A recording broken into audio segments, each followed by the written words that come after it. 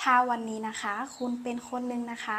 ที่มีภาวะโลหิตจางค่ะแสดงว่าร่างกายของเรานั้นขาดวิตามิน B9 แล้วนะคะ